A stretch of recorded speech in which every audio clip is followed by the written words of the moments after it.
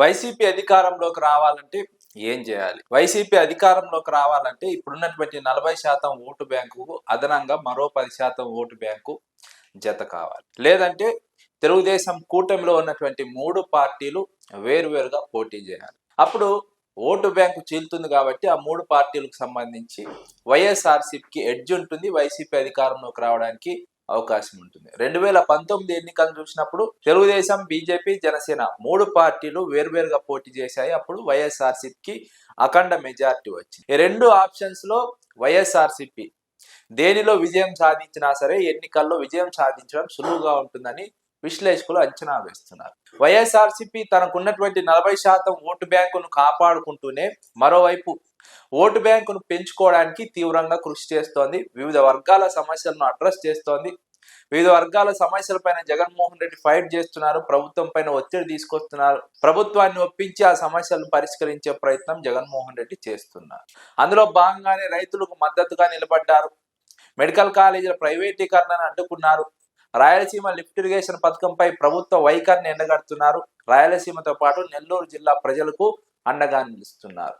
జగన్మోహన్ రెడ్డి కీలకమైన అంశాలపైన పనిచేస్తూనే ఒకవైపు ఓటు బ్యాంకు పెంచుకునే ప్రయత్నం చేస్తున్నారు.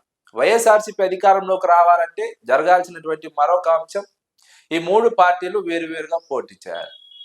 కానీ తెలుగుదేశం పార్టీ ఈ విషయాన్ని గుర్తించి జగన్మోహన్ రెడ్డిని మళ్ళీ అధికారంలోకి రాకూడదని తెలుగుదేశం పార్టీ, పవన్ కళ్యాణ్ ఇద్దరు కలిసి మరో 15 ఏళ్లు తామే అధికారంలో ఉంటాము, పొత్తు పెట్టుకుంటామంటూ మాట్లాడుతున్నారు. కానీ బీజేపీ దీనిపై ఎక్కడా కూడా స్పందించడం లేదు. కేవలం పవన్ కళ్యాణ్, చంద్రబాబు మాత్రమే ఈ ప్రకటన చేస్తున్నారు. బీజేపీ నుంచి ఎలాంటి ప్రకటన వినపడడం లేదు. మరోవైపు బీజేపీ ఎమ్మెల్యేలు తెలుగుదేశం పార్టీ ప్రభుత్వానికి వ్యతిరేకంగా వారి నిర్ణయాలపైన మాట్లాడుతున్నారు, విమర్శిస్తున్నారు, వ్యతిరేకిస్తున్నారు. అదే సందర్భంలో జాతీయ స్థాయిలో బీజేపీ జాతీయ అధ్యక్షుడు మార్పు కూడా తెలుగుదేశం పార్టీకి ఇబ్బందికర పరిణామంగా విశ్లేషకులు అంచనా వేస్తున్నారు. జేపీ నడ్డా మొన్నటి వరకు జాతీయ అధ్యక్షుడిగా ఉన్నారు. ఇప్పుడు నితిన్ నవీన్ జాతీయ అధ్యక్షుడిగా ఎంపికయ్యారు.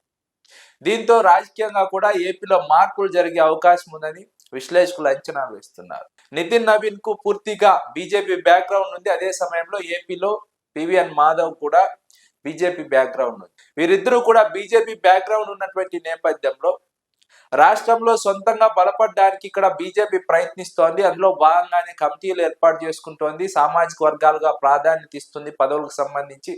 అదే సమయంలో కీలక సామాజిక వర్గాలను టార్గెట్ చేసుకొని మెజార్టీ సీట్లను గెలుచుకునే దిశగా బీజేపీ ప్రయత్నిస్తోంది. ఇలాంటి నేపథ్యంలో వచ్చే ఎన్నికల్లో బీజేపీ ఒంటరిగా వెళ్లే అవకాశం ఉంది, లేదా జనసేన పార్టీతో కలిసి వెళ్లే అవకాశం ఉందని విశ్లేషకులు అంచనా వేస్తున్నారు. ఇలా తెలుగుదేశం పార్టీతో పొత్తు పెట్టుకొని 5-10 సీట్లు తీసుకొని 1-2 మంత్రి పదవులు తీసుకొని రాష్ట్రంలో పార్టీని బలోపేతం చేసుకోవాలంటే సాధ్యం కాదు.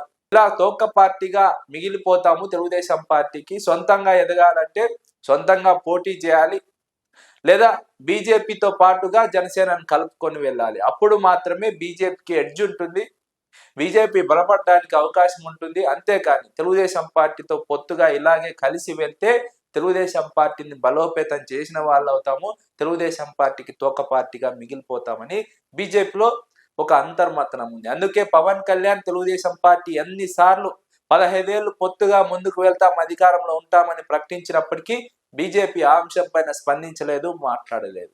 దీన్ని బట్టి అర్థం చేసుకోవచ్చు బీజేపీ వచ్చే ఎన్నికల్లో ఒంటరిగా అయినా పోటీ చేస్తుంది, లేదా పవన్ కళ్యాణ్ తో కలిసి పోటీ చేస్తుంది. కాబట్టి ఈ పరిణామం వైఎస్ఆర్సీపీకి కలిసి వచ్చే అంశంగా విశ్లేషకులు అంచనా వేస్తున్నారు.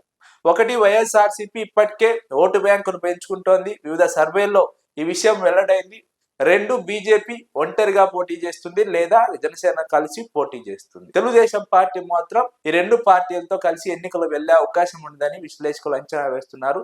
అందుకు బీజేపీ అవకాశం కల్పించబోదని విశ్లేషకులు మాట్లాడుతున్నారు. ఈ పరిణామం ఓవరాల్ గా వైఎస్ఆర్సీపీకి అడ్వాంటేజ్ గా మారుతుందని విశ్లేషకులు అభిప్రాయపడుతున్నారు. వైఎస్ఆర్సీపీ వచ్చే ఎన్నికల్లో అధికారంలోకి రావడానికి మరింతగా దోహదపడుతుందని అభిప్రాయపడుతున్నారు. ఇప్పటికే జగన్మోహన్ రెడ్డి పాదయాత్రను ప్రకటించారు. ఈ పాదయాత్ర వైసీపీకి బూస్ట్ ఇస్తుంది, ప్రజల్లో మరింత ఆదరణ పెంచుతుంది, మద్దతును పెంచుతుంది.